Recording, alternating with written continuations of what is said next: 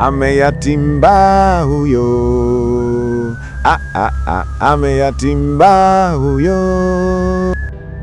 Usiku wa majuto. Nyumba ya kupanga. Onyesha upendo kwa kusubscribe kwenye chaneli yetu.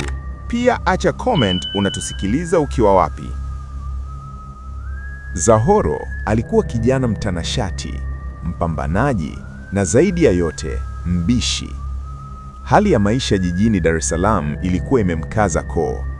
Kodi ya nyumba aliyokuwa akiishi Sinza ilikuwa imepanda maradufu, na mshahara wake wa kibarua kiwandani haukutosha hata nusu ya mahitaji yake. Hivyo, uamuzi wa kutafuta chumba cha bei nafuu haukuwa wa hiari, bali wa lazima. Dalali mmoja maarufu kwa jina la Mzee Pazi alimpeleka Zahoro maeneo ya pembezoni mwa mji, eneo lililoitwa kwa mfuga mbwa. Jina hilo lenyewe lilitosha kumpa mtu hofu, lakini Zahoro alijali pesa mfukoni mwake kuliko majina ya mitaa. Hii hapa ndiyo nyumba yenyewe kijana, Mzee Pazi alisema huku akikohoa kikohozi kikavu. Mbele yao kulisimama jumba la kizamani lililojengwa kwa mtindo wa Kiswahili, lakini lenye ukubwa wa kutisha.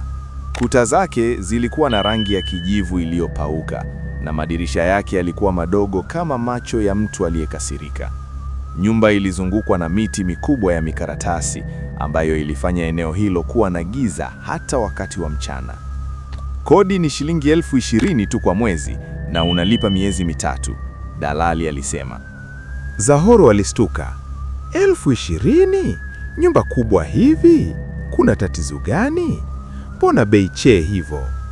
Mzee Pazi alimeza mate kwa tabu na kuangalia huku na kule kana kwamba anaogopa kusikiwa. Mwenye nyumba anataka mtu wa kulinda boma tu. Wapangaji wengi hawadumu. Wanasema kuna baridi kali. Zahoro alicheka kwa dharau. Baridi Dar es Salaam? Hilo ndilo tatizo? Mzee, mimi nimekaa Njombe, baridi kwangu ni starehe. Nitalipa sasa hivi. Wakati Zahoro anatoa pesa, mama mmoja aliyekuwa akipita na debe la maji alisimama. Alimwangalia Baraka kwa jicho la huruma na kumnong'oneza, "Mwanangu, hiyo pesa kalie wali maharage ushibe, usiipeleke hapo. Hiyo nyumba ina wenyewe, chumba namba 3 kimemeza watu wengi." Mama, imani za kishirikina zinakurudisheni nyuma, Zahoro alijibu kwa jeuri. Akapokea funguo na kuingia ndani. Hakujua kuwa huo ulikuwa mwanzo wa majuto yake makuu. Siku 3 za kwanza zilipita kwa amani ya mashaka. Nyumba ilikuwa kimya sana. Hakukuwa na wapangaji wengine. Vyumba vingine 5 vilikuwa vimefungwa kwa makufuri makubwa yenye kutu.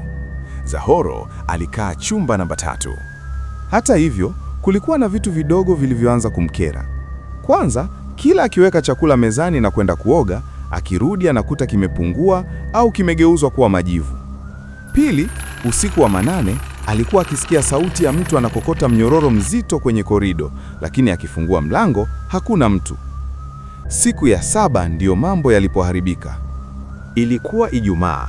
Zahoro alirudi kutoka kazini akiwa amechoka hoi. Alijitupa kitandani mapema saa 3 usiku. Usingizi ulimchukua haraka, lakini haukuwa usingizi wa amani. Aliota yuko kwenye shimo refu lenye giza na watu wasio na nyuso wanamvuta miguu. Saa 6 kamili usiku, Zahoro alishituka kutoka usingizini. Mwili wake ulikuwa umepigwa ganzi. Hakuweza kutikisika. Macho yake tu ndiyo yalikuwa yakifanya kazi. Chumba kilikuwa na baridi kali isiyo ya kawaida. Baridi iliyopenya hadi kwenye mifupa. Kwenye kona ya chumba, palipo na kabati lake la nguo, aliona kivuli. Kivuli hicho kilikuwa kirefu, cheusi kuliko giza lenyewe. Kilikuwa kimesimama tuli kikimwangalia. Ghafla, saa ya ukutani iliyoacha kufanya kazi siku nyingi ilianza kugonga.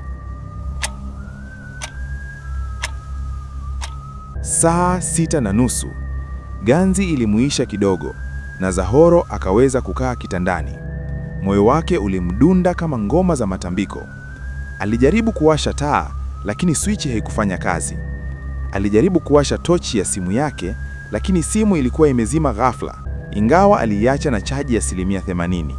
Sauti ilisikika, nzito na yenye mkwaruzo, ikitokea uvunguni mwa kitanda chake. Umelipa bei rahisi, sasa utalipa kwa damu.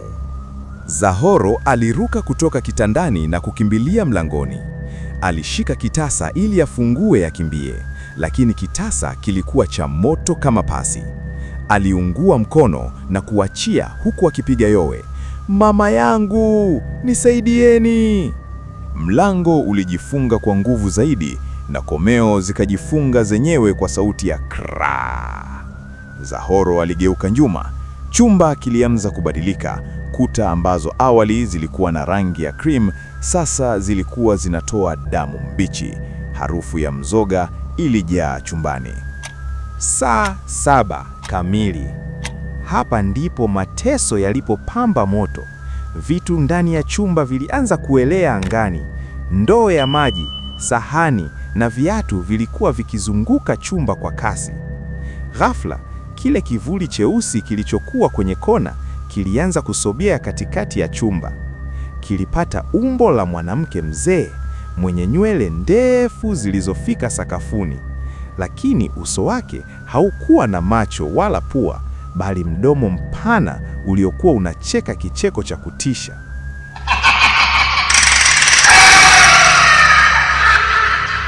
"Karibu mpangaji wetu mpya," kiumbe hicho kilisema. Sauti yake ilisikika kama inatokea ndani ya kichwa cha Zahoro. Zahoro alipiga magoti, akilia na kutetemeka. "Nisamehe, sitaki tena kukaa hapa, nachukua vitu vyangu niondoke." Kiumbe kile kilisogea karibu na uso wake. "Kutoka hapa ni rahisi, kutoka ni lazima utoe kitu. Tunataka roho." Ndani ya dakika hizo, Zahoro aliona maono ya wapangaji wa zamani. Alimuona kijana mmoja akijinyonga kwenye feni ambayo haikuwepo kwenye chumba hicho.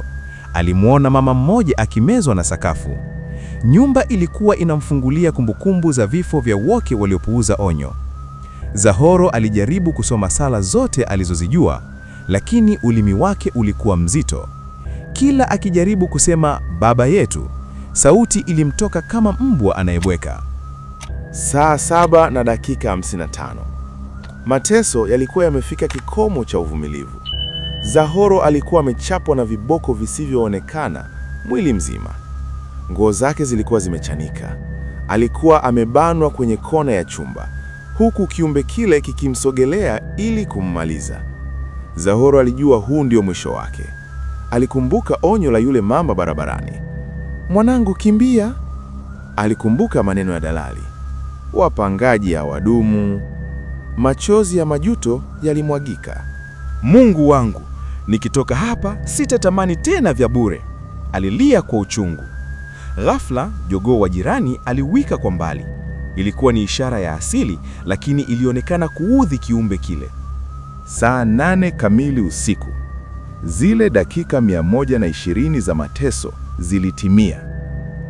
Kwa nguvu ya mwisho ya kutaka kuishi, Zahoro aliona mwanga mdogo ukiingia kupitia dirisha dogo la juu, ventilation, ambalo kioo chake kilikuwa kimevunjika kidogo. Alipanda juu ya kabati kwa kasi ya ajabu na kujipenyeza kwenye hilo tundu dogo. Hakujali jinsi kioo kilivyomkata tumbo na mgongo. Alipoanguka nje ya nyumba, alitua kwenye matope. Hakugeuka nyumba. Alikimbia akiwa nusu uchi, damu zikimvuja, akipiga kelele kama chizi katikati ya usiku wa manane.